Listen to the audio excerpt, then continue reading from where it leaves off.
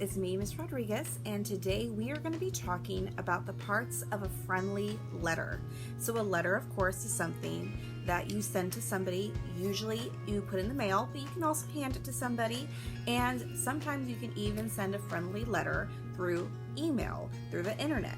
So today we're going to be talking about parts of a friendly letter, and then you'll be making a list of the people you might want to write a friendly letter to. And finally, later in the week, we're going to be writing a friendly letter to Miss Vaya, and I'll give you more directions on that later in the week. So let me flip the camera, and I'm going to read you a letter that I wrote for you, my firsties, and we're going to talk about the parts of the letter. So guys, here is the friendly letter that I wrote for you guys. So I'm going to just read it through once, and then we'll talk about the different parts you see in the letter. May 12th, 2020. Dear Firsties, how are you? I have missed you so much. I keep checking your work every day, and I am excited so many of you are completing your assignments. You are such a smarty pants. Love, Miss Rodriguez. Now, first off, one thing that Miss Rodriguez sees is that I made a little mistake. So I'm going to correct that. So I'm going to pull, here's what I noticed. And sometimes you don't notice your mistakes until you read your writing out loud. So right here I wrote, I am so excited so many of you are completing your assignment. And that means there's only one, but I want it to be more than one, so I'm going to add an S to that, assignments. Okay guys, so let's talk about the different parts of your friendly letter. With your letter, one thing that you want to do is always make sure that you have a date. So you can see I wrote the date. If you look at my paper, I put it on the right side of my paper, the date. That way, whenever I look at the letter and or I get the letter, I can see when the person wrote it, because sometimes it takes a few days for it to get into the mail. The other good thing is if you put the date on there, if you keep your letters from years from now, when you pull out that letter and see it, you'll know from when it came. The next part is my greeting. So I have my date, and now I have my greeting.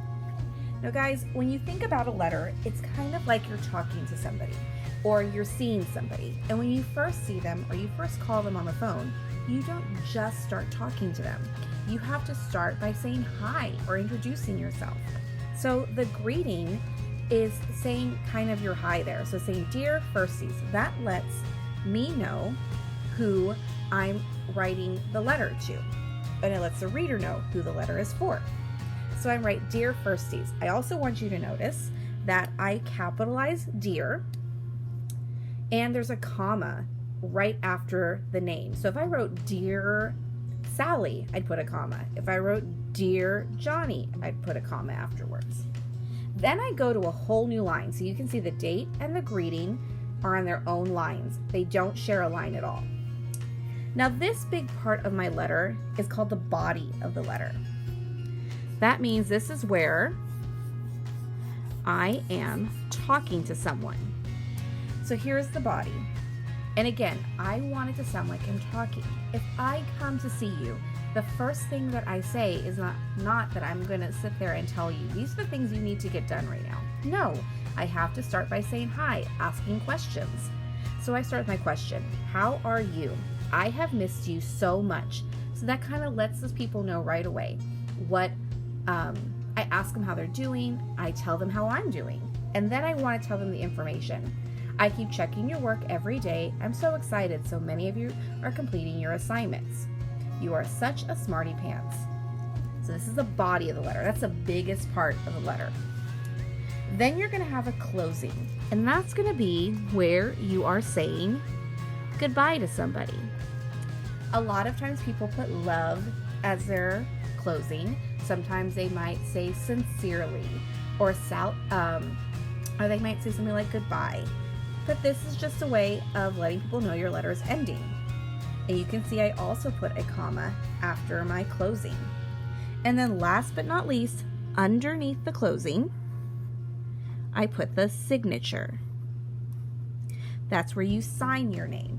You let the reader know who wrote the letter.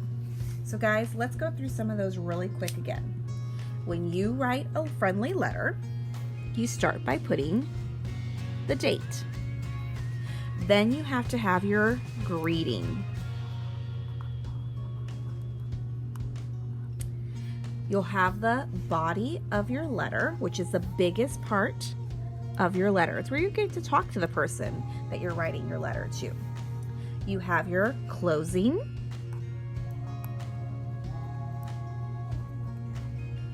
And finally, you have your signature. That's where you sign and say who wrote the letter.